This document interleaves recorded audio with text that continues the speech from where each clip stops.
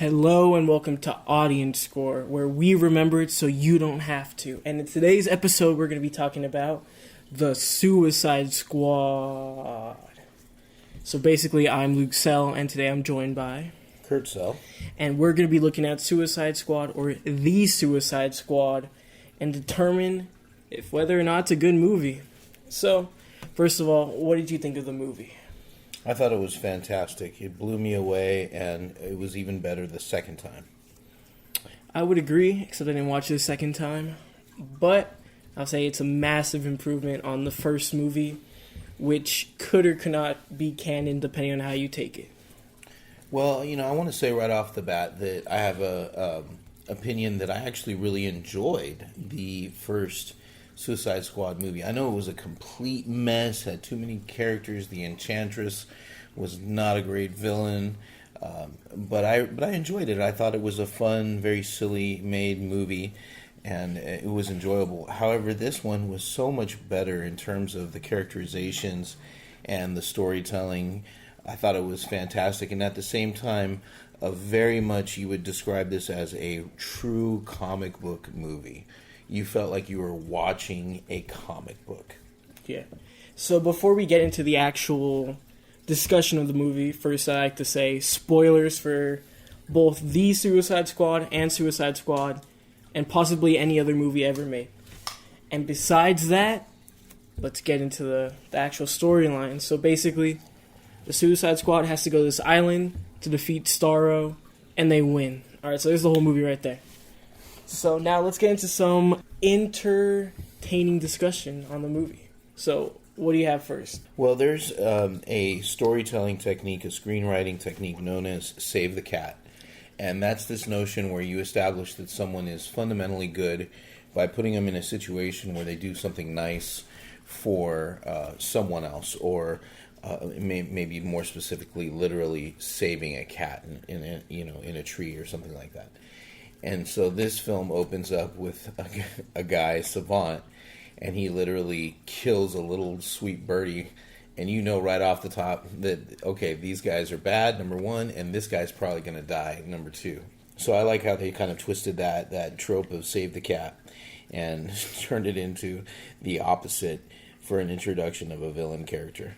I really enjoyed the American flag when they're walking behind it, kind of an homage to Patton, but with these wacky heroes. I thought that was just a great visual.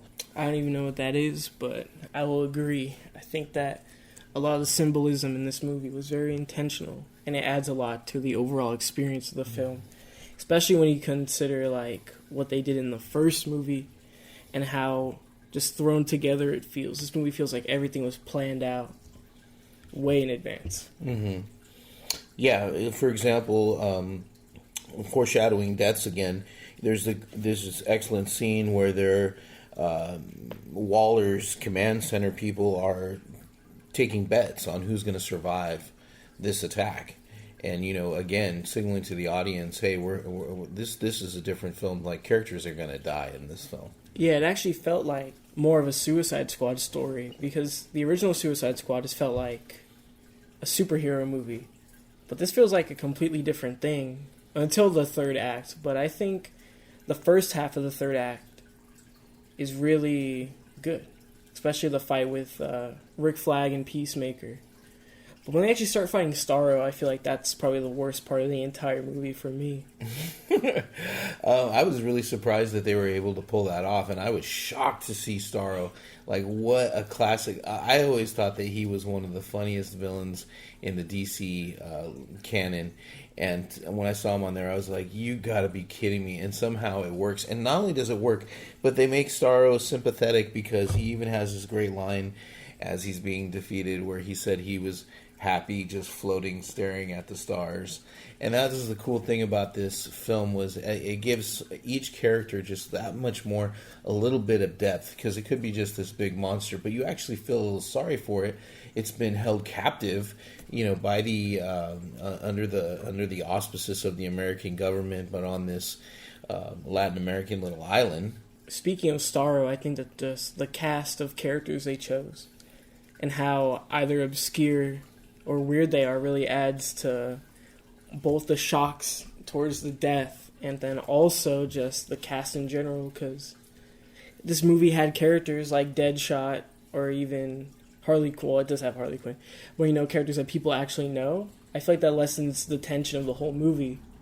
But with this movie, it's basically just characters that do exist, but no one really knows who they are, and that really adds to it. You mentioned Deadshot, and that is one thing about this film, but incredibly it works. But Bloodsport is literally the same character as Deadshot. The only real difference is that Idris Elba brings a real sense of humor to the character, which is hilarious, while also being just as badass or more than Will Smith. I couldn't believe it. I thought Idris Elba, personally, between the two, almost identical characters, where they're these mercenaries that are like, never miss their shot, weapons experts, and they both have a daughter that they're a terrible father to.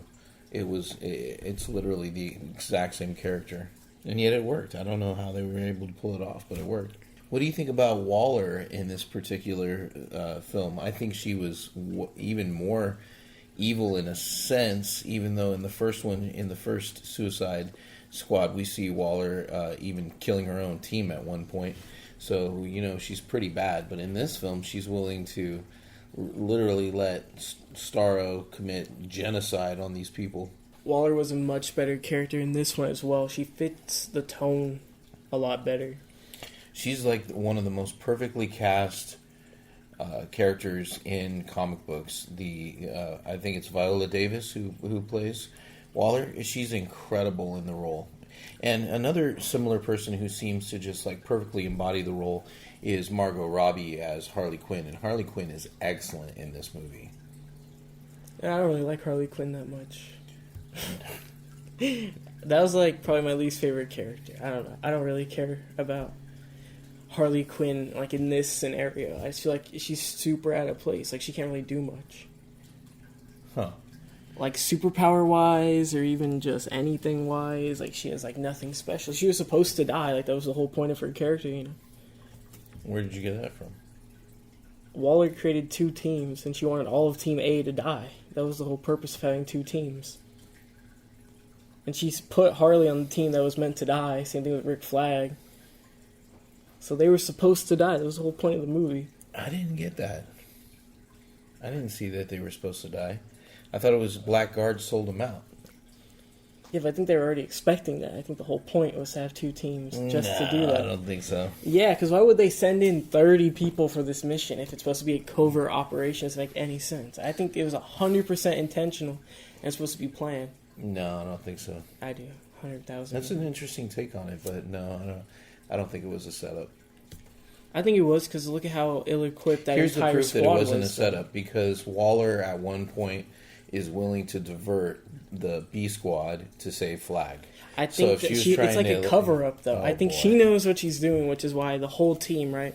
Savant, he tries to leave, and then you have Weasel, he can't swim, and then all these other people don't even have powers that can fight people with the guns. I think all that was on purpose as a way for Waller not to only get rid of all of these criminals, but to also set up that she was just going to kill Flag, No, I didn't see that at all. I But I saw do that. think that we had some very ridiculous characters. For example, Javelin, I was wondering what that character was going to do.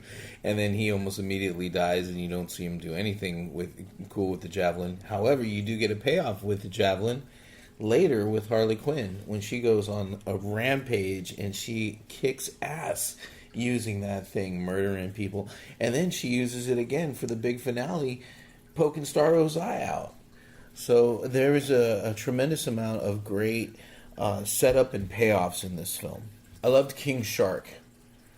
I was surprised how much I really enjoyed that character. I really wondered what the take was going to be on it, and I was really surprised. When I first heard Stallone's voice, I was kind of like, oh, he's doing like a dumb take on it.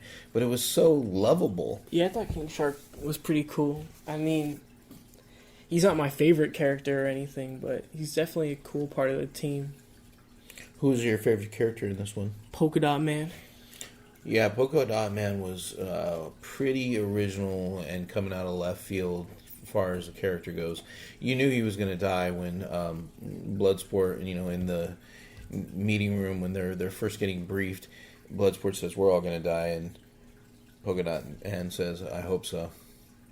Mm. But then you think he's going to make it by the end because he goes through such an arc. Yeah. I love the scene in the club, in the bar, where he's dancing and having this like cathartic moment, and you can tell he's just having like the best release ever. Yeah, I like that part of the movie. The only part of the movie that I didn't like, well, besides the third act, really, was when Harley went off with the leader of Corto Maltese or whatever. Mm-hmm. I feel like that scene goes on for a little bit too long. And then when she actually shoots him, it's kind of weird. Like, that seems super out of place. Like, I don't know why. Well, they were definitely trying to establish that she has a certain morality because he said he was willing to kill kids. Well, that's weird because they kill the Joker. Or not the Joker. They kill Robin. Mm-hmm. Harley Quinn and Joker. Yeah, so she's killed a child before, and a very important child at that. So I don't know. That felt kind of weird. Maybe they're just trying to restructure her character and make her more moral in this one. But you could see Waller, on the other hand, threaten Bloodsport's daughter while putting her in maximum jail. So I think there's this real theme that how you treat the little ones in this film is really what makes you a villain or a good guy. So like how you treat a rat or a bird and how you treat a child, all of those things determine whether or not you're really good or bad. What do you think about Ratcatcher 2? I thought that she was probably my second favorite character. I don't really know why. I just thought she was like pretty well developed and pretty interesting too as like a concept because there is no Ratcatcher 2 in the comics. And I think that unlike most other superhero movie created characters, they still fit into the world and could be easily introduced into the comics because it's not like the offspring of a major character or something. It's like a character no one's heard of and then an original take on that character as well. Because I'm guessing Ratcatcher in the comics has nothing to do with how Ratcatcher is portrayed in this movie. And what do you think about Peacemaker? I like Peacemaker a lot more than Rick Flag and maybe Deadshot. I think Peacemaker is pretty cool, and I don't think that he's evil like some of the other characters are. I think he knows that he's doing the right thing in his own mind. I don't even want to say he thinks.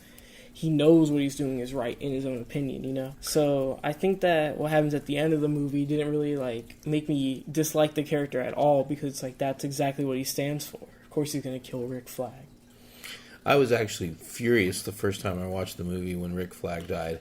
I thought that actually took it off like a notch, made it go from a 9 to an 8, and it put the first one ahead of it because Rick Flag is my favorite character from the first one. He's probably my favorite character in the second one, even though it has a tremendous amount of great characters. I love Rick Flag, and he is our only real hero throughout it. He's a good guy trying to serve his country, and he makes morally good decisions. And he's giving these bad guys an opportunity to redeem himself. So I got it. The second time I watched it, the blow wasn't quite as hard, but I did not like seeing him die. And then they did a switcheroo on the end. When they had an end credit scene and they were like we brought him back, we barely thought we could do it or whatever, and you're thinking, oh, it's Rick Flag, awesome, and it's Peacemaker. I was not thinking, oh, awesome, Rick Flag's still alive. I was thinking, okay, Peacemaker's well, he's getting his own show anyway, so. Well, that was the indicator, but I think with that aside, if you didn't know that, maybe you would anticipate, because Weasel came back, so you're like, maybe a happy ending, maybe Rick Flag's No, Rick Flag's my least favorite character in both of these movies. I don't think he's bad in the second one, but I think he's just boring. There's really nothing going on with him. And, I just think Bloodsport's a much better, both Deadshot and Rick Flag. It pretty much serves both purposes in this movie. So during this film, I really enjoyed just the style of it and the tone. It wasn't too dark, both visually and tonally. I really like how it took place in daytime a lot. Oh, yeah. I thought that was cool. That was super nice, and I think most superhero movies should be taking place during the day, which is what I actually like about the Marvel movies, because most of them do take place during the day. Mm-hmm. And even Guardians, which is at in space, so nighttime. It's still bright, which you don't really get that with the DC movies. Like, we get Batman vs. Superman. That whole movie is either gray or black. And that's the entire movie. There's nothing. The one scene where it's bright, it's CGI. They go to the farm or whatever. Yeah, and this speaking of CGI, the CGI was done masterfully in this particular film because so much of it was practical.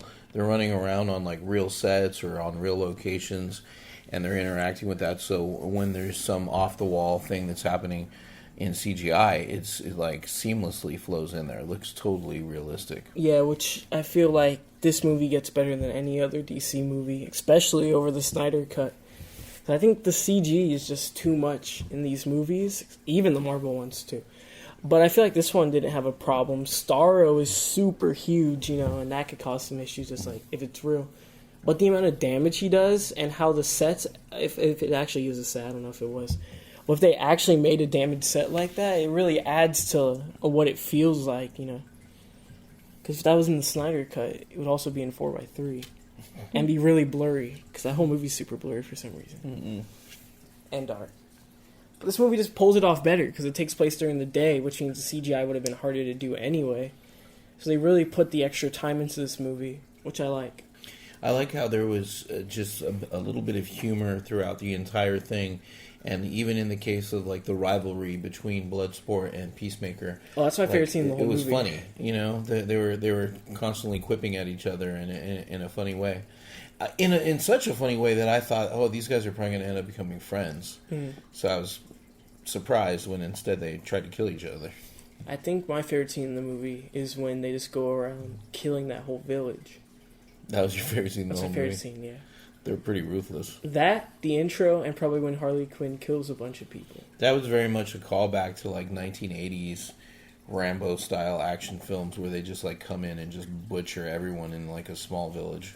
And usually I don't like action superhero movies. I feel like because mostly it's CGI, it really starts to blend together. But in this movie, having them use axes and knives and guns, it really adds to it. And the fact there's actual gore and nudity too, that was kind of weird. It kind of added to like the realism of it. This definitely feels like the most realistic superhero movie in a weird way, in my opinion. Because no one's powers are like Superman level, They're possible. Someone can control rats. That makes sense. But the polka dot thing, it's an interdimensional virus. Okay, that makes sense. No one has super ultimate fire blasts that can kill everyone in 1 second, like El Diablo. Or Enchantress, who's stronger than Superman. They at least say it in the movie. And what I like is that they were able to say that, oh yeah, Dead's... Actually, wait, how would Bloodsport even ever meet Superman? He tries to kill him. He basically does. He gets hired to kill him. I wonder when that's supposed to take place, though. Well, the character appeared in the 80s. I'm pretty sure that I have his first appearance. Yeah, but the comics aren't canon to this movie. Oh, man. I'm saying, when do you think Bloodsport met Superman in this continuity? Because it's after the first Suicide Squad, which is after Batman vs. Superman, right? Can't be after Justice League, right? After Birds of Prey. Is she back in jail? I don't know. She kind of shows up. Hardly, because, They don't show her in like a prison uniform. She just shows up. Who knows? When does this movie actually take place in the universe? So anyway, let's get into final verdicts now. Basically, I think this movie's pretty great. I think I'm going to have to go within 8 out of 10 on this one.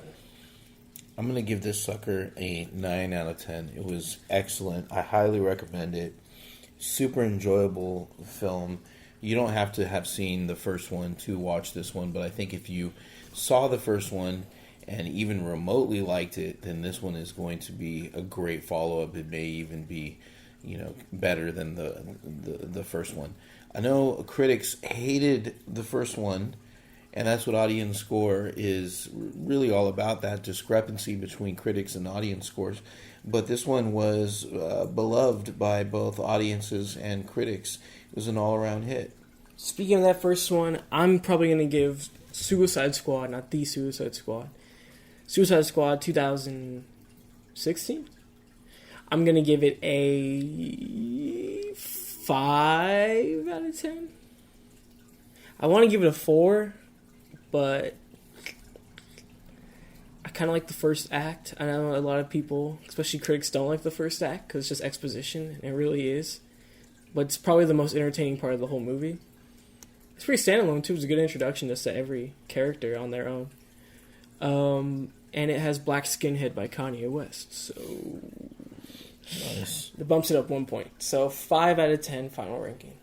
I give the first one an 8 out of 10. Okay, that's madness. I think it's a really, really enjoyable film for me. It's definitely got flaws that prevent it from being 10 or maybe even a 9. But it's for me, it's very rewatchable. I could throw it in. I like the crazy music. It's not done well, but there's just something compelling that I really like about it. It's definitely 100,005,764 billion times worse than Space Jam: A New Legacy, though. Oh, gosh. All right, well, I won't touch that one. And finally, everybody, we have a special announcement. This is going to be our next topic, okay? So, everyone come back for the next episode when we discuss The Dark Knight Quadrilogy. We're also going to be talking about the animated movie that released in 2008 as well. So we hope to see you all next time on Audience Score. I've been Luke Sell. And I've been Curt Sell. And thank you for watching, I guess.